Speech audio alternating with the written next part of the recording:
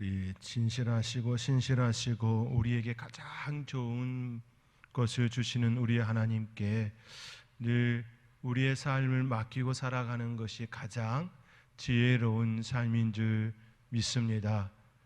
저와 여러분의 삶의 자리는 늘 그 주님을 의지하고 내 삶을 맡기고 나를 맡기고 살아가는 복된 하나님의 사람, 지혜로운 사람들이 다 되시기를 주님의 이름으로 축원드립니다. 하나님께서는 사울의 실패를 보시고 새로운 계획을 수립하셨지요. 그때는 아직 사울이 매우 강한 때였습니다. 그 누구도 감히 반란을 생각할 수 없는 그러한 때였습니다. 그럼에도 불구하고 하나님께서는 새로운 계획을 수립하시고 준비케 하셨습니다. 사무엘은 하나님의 명령을 따라 베들레헴에 내려가지요. 그리고 그곳에서 이새의 막내 아들 다윗에게 기름을 붓습니다. 다윗은 사무엘이 이새의 아들을 부를 때에 처음부터 그곳에 있지 않았습니다. 그는 그의 가축들을 돌보고 지키기 위하여 들에 나가 있었습니다. 아버지께서 그 아들을 부르지 않음이었던 것이지요. 양들과 그런 염소와 그러한 가족의 가축을 지키기 위하여 들에서 여전히 있었던 그 자리였습니다. 사무엘은 이새의 첫 아들을 보고서 감탄합니다. 그에게 기름 부을 만한 자로 여기지요. 그러나 하나님께서는 그를 선택하지 않았습니다. 이새의 둘째 아들도 셋째 아들도 그리고 일곱째 아들까지도 아니었습니다. 하나님께서는 이새의 막내 아들인 다윗을 선택합니다. 왜 그를 선택했는지 성경은 기름 부음 할 때에 기름을 부어 주실 때에 그것에 대하여 다루지 않았습니다. 다만 우리가 짐작할 수 있는 부분은 사무엘이 첫째 아들을 선택하였을 때 하나님께서 주신 말씀, 내가 보는 것은 사람과 같지 아니하니 사람은 외모를 보거니와 나 여호와는 중심을 보느니라. 이 말씀처럼 하나님께서는 다윗의 중심을 보시고 선택하셨다라는 것을 생각해 볼 수가 있습니다. 첫째부터 일곱째까지는 하나님께서 보시기에 중심에 맞지 않았다, 합하지 않았다라는 의미가 되겠지요. 하나님께서는 그의 중심을 보고 장차 이스라엘의 왕으로 삼으셨다라는 말씀입니다. 다만 성경은 다윗이 왜 그를 선택했는지에 대하여 이후의 사건들을 통하여 하나씩 마치 껍질을 하나하나 벗기듯이 그렇게 그를 소개하는 장면들로 이어지고 있지요. 오늘 본문 역시 그 이유들 중에 하나의 모습이기도 합니다. 오늘 본문 14절에서 18절까지는 사울에게서 하나님의 영이 떠난 사건에 대하여 먼저 다루고 있습니다. 하나님의 영이 사울에게서 떠났습니다. 그리고 하나님께서 부리시는 악령이 그를 번뇌케 하였다라고 성경은 증언하고 있습니다. 오늘 본문 14절의 말씀 우리 함께 오늘 본문 14절의 말씀 우리 함께 읽겠습니다. 여호와의 영이 사울에게서 떠나고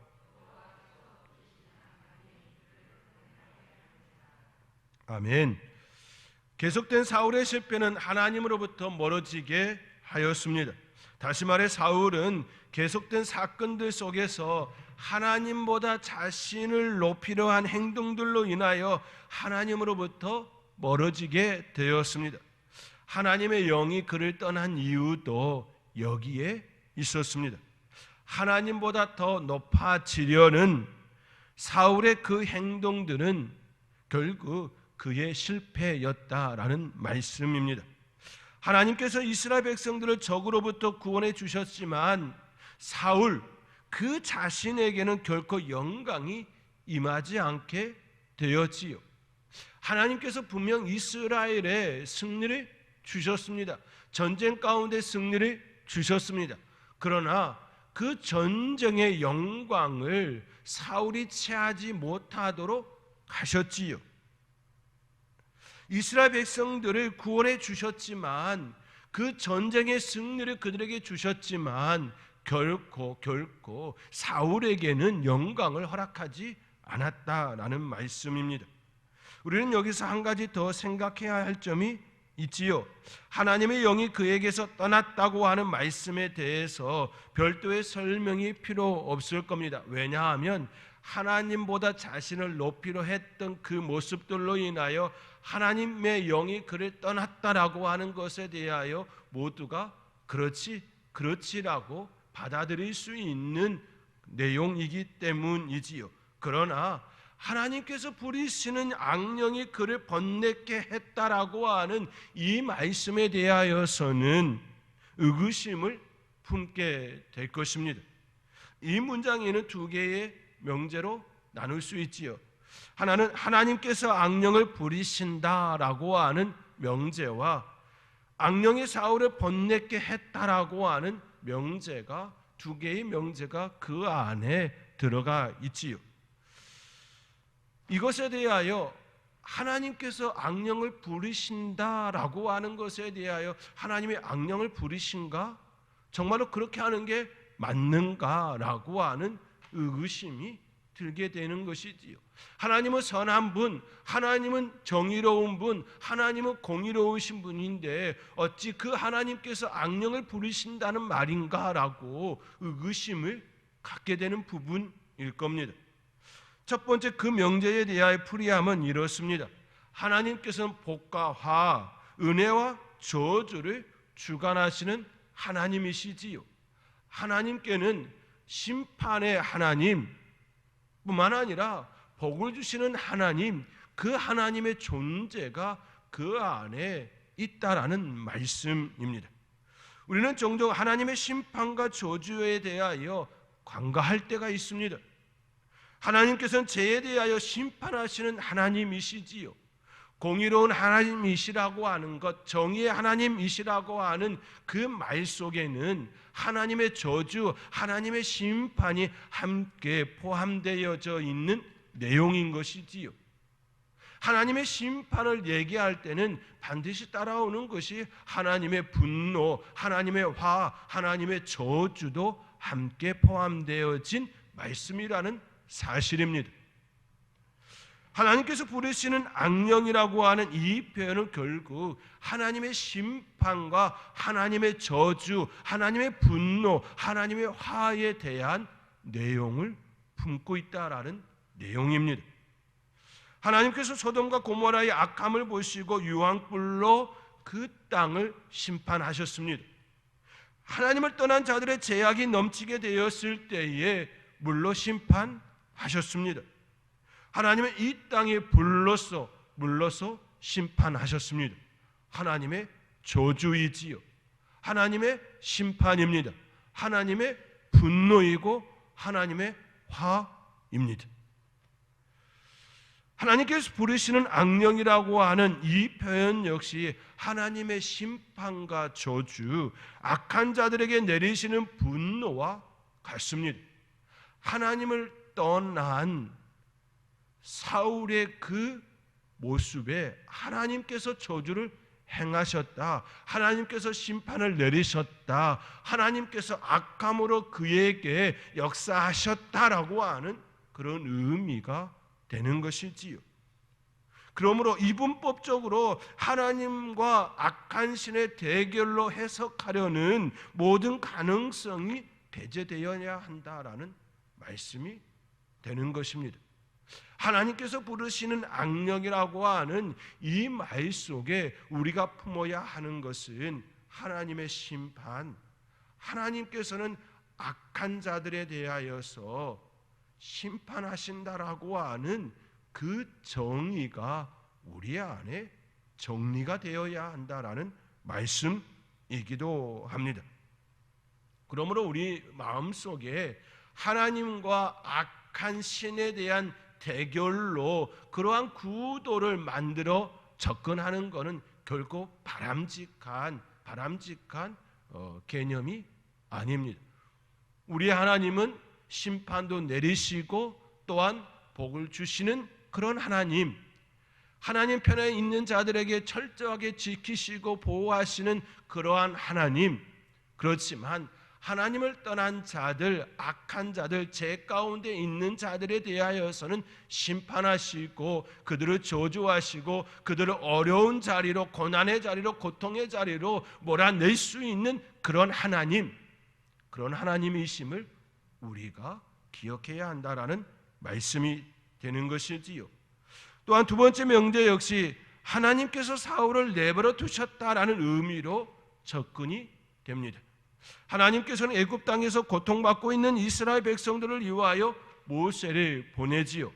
모세를 통하여 10가지 재앙을 내렸을 때 바로는 뉘우치지 않았습니다. 성경은 이에 대하여 바로의 마음이 안악하게 되어 그들의 말을 듣지 아니하였으니 여호와의 말씀과 같았더라라고 말씀합니다. 이 표현 역시 하나님께서 그의 마음을 돌이키지 아니하도록 하셨다라고 하는 그런 말씀이 되어지는 것이지요. 하나님께서는 그의 마음을 바꿀 수도 있었지만 하나님께서는 하나님의 뜻을 이루시기 위하여 하나님의 그 권능을 이스라엘 백성들에 보여주시기 위하여 하나님 되어주심을 그 땅에 선포하기 위하여서 바로를 그렇게 사용하셨다라는 말씀이 되는 것이지요. 그렇기에 하나님께서 사울의 악령으로 번뇌케 했다라고 하는 이 표현은 모세와 바로 사이에 있었던 그런 장면으로 우리가 쉽게 이해할 수 있는 장면이 되는 것이지요. 하나님께서는 바로를 내버려 두셨던 것처럼, 완악한 마음 그대로 내버려 두셨던 것처럼 사울에게서도 그러한 모습으로 행하셨다라는 말씀이 되어집니다. 완악한 마음, 이 또한 하나님의 영역 아래에 있었다라는 말씀이 되는 것이지요. 그러므로 이 땅 가운데 이루어지는 모든 것들은 하나님의 주관 안에 되어지지 않는 건 아무것도 없습니다. 다 하나님께서 허락하여 주실 때에 그 일들이 이루어지는 것을 우리는 기억해야 합니다. 그러므로 때로는 내 삶의 자리에 어려움과 고난과 고통이 다가왔을 때에 왜 하나님께서 잠잠히 계시는지에 대하여 우리는 기도해야 하는 것이지요. 왜 하나님께서 지금 내게 왜 이러한 고통과 고난과 어려움을 주시는지에 대하여서 하나님 앞에 묻고 또 묻는 그러한 시간이 되어야 한다라는 말씀이 되는 것입니다.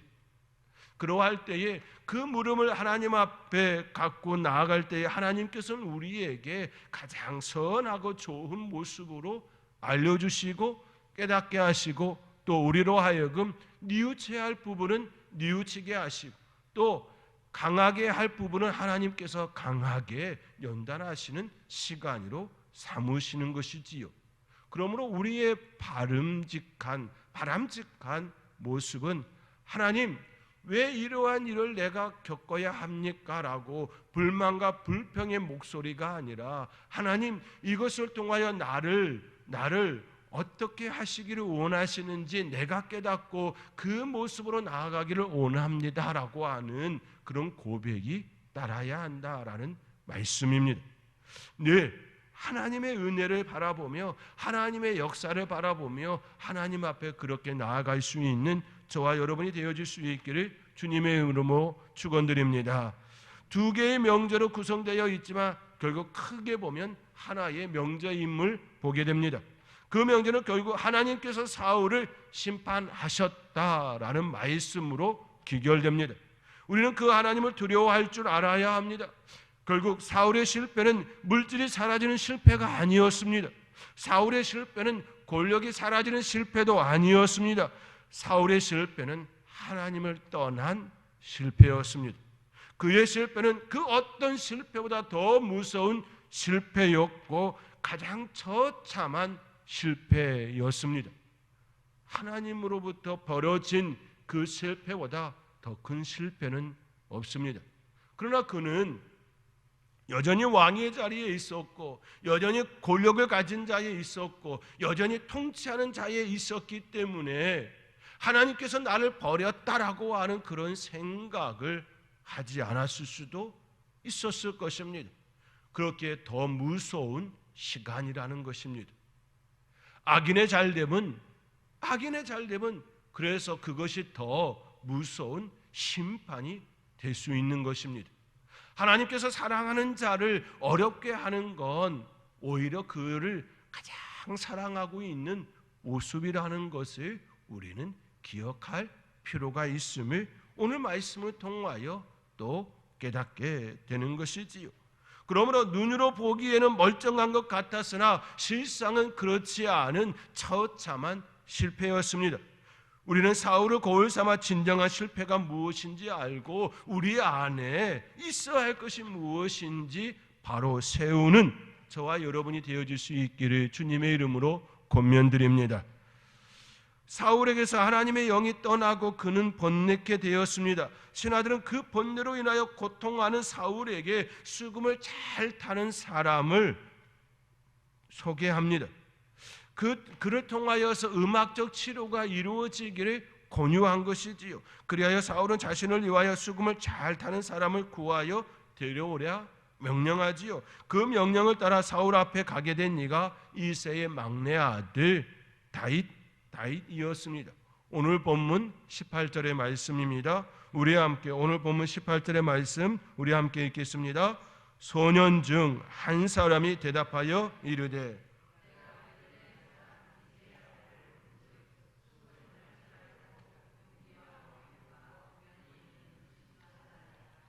여호와께서 그와 함께 계시더이다 하더라. 아멘. 사울 앞에 다윗이 서게 되었습니다. 그리고 하나님께서 부리시는 악령이 사울에게 임할 때에 다윗이 수금을 타지요. 그때 사울이 상쾌하게 낫고 악령이 그에게서 떠나게 됩니다. 악령이 떠나게 되었지만 영혼이 그에게서 떠난 건 아니었지요. 일시적인 치료였습니다. 우리는 여기서 한 가지 매우 중요한 사실을 기억해야 합니다. 그것은 사울의 그 병은 하나님으로부터 온 병이라는 것이지요. 사울이 낫게 된 경위도 하나님과 함께하는 다윗의 연주 때문이었지요. 더 엄격히 말한다면 다윗의 연주 때문이 아니라 다윗과 함께하는 하나님, 그 하나님 때문이었습니다. 하나님께서는 다윗과 함께 하셨고 그가 수금을 탈 때에 하나님께서는 사울을 잠시 동안 치료해 주셨습니다. 그러나 그 치유는 잠시 동안 일어나는 치유였지요. 우리는 오늘 본문을 통하여 고대 시대에도 음악적 치료가 있었음에 대하여 보게 됩니다. 현대의학에서도 정신질환을 치료하는 데 음악을 사용하곤 합니다. 무직테라피라고 하지요. 그러므로 사울이 음악을 들었을 때에 마음이 안정되었다라는 것은 현대의학을 통하여서도 우리가 알고 있는 것처럼 결코 부정할 수 없는 사실이기도 합니다. 최근에 사람의 세포 운동과 음악의 리듬을 비교한 연구가 있었지요. 이 연구 결과에 의하면 어린아이의 세포 운동은 전원교향곡의 리듬과 같았지만 죽어가는 사람의 세포는 진홍곡의 리듬과 같았다라고 연구 결과를 이야기한 바 있었습니다. 리듬이 다르다라는 것이지요. 이는 음악이 우리의 신체와 정신에 큰 영향을 미칠 수 있음을 보여주는 하나의 사례입니다. 그리고 실제로 우리가 밝은 음악을 들으면 기분이 좋아지고 어두운 음악을 들으면 기분이 우울해지는 그 경험들을 또 경험한 바 있었을 것입니다. 그러므로 우리가 복음성가라든지 찬양이라든지 찬송이라든지 우리 입에서 계속 흥흥을 불려지는 것은 우리의 영이, 우리의 마음이 하나님께 더 가까이 가는 좋은 도구가 되어질 수 있음 또한 우리는 기억해야 하는 장면이지요.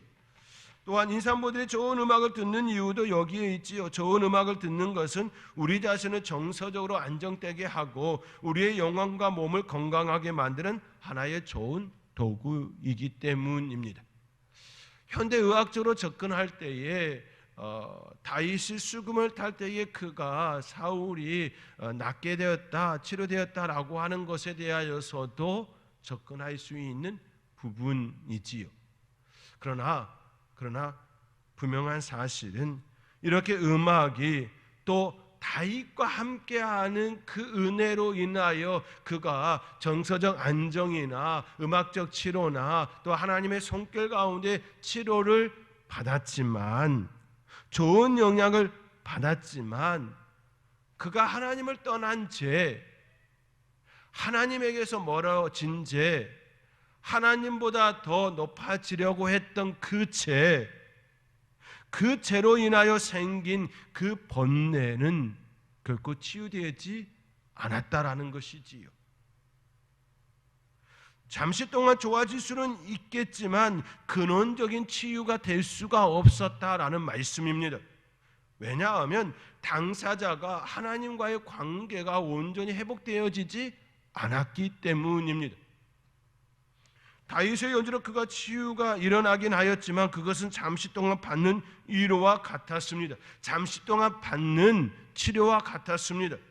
성경 이후에도 여전히 하나님의 영이 그에게 역사되어질 때에 그가 그 악령에 의하여 번뇌하게 되어지고, 심지어 다윗을 향하여, 수금을 타는 다윗을 향하여 창을 던졌다라고 하는 말씀 또한 있음을 우리가 보게 되어지지요.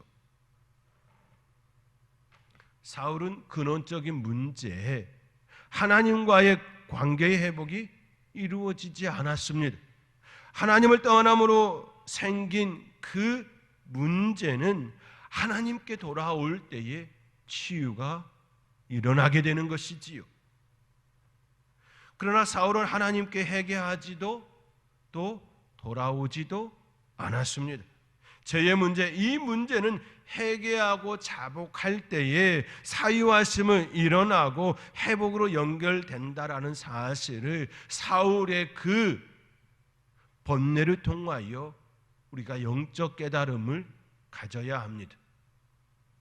이러한 좋은 애가 바로 다윗에게서 찾을 수 있지요. 다윗은 밧세바를 얻기 위하여 우리아를 전쟁터에서 죽이도록 청부살인을 범하였습니다. 이로 인해 하나님께서 선지자를 통하여 그를 책망하지요.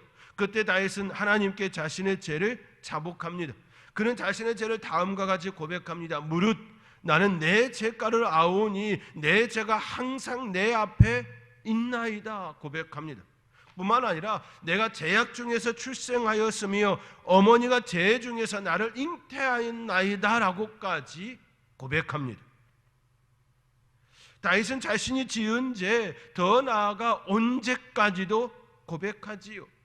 자기가 지은 죄, 또 어머니께로부터 받았던 그 온 죄까지도 고백합니다. 그는 철저히 나는 죄의 자녀이고 죄 중에서 태어났고 죄 중에서 성장하였고 그로 인하여 죄를 범하였습니다라고 하는, 나는 죄인입니다라고 하는 고백을 합니다.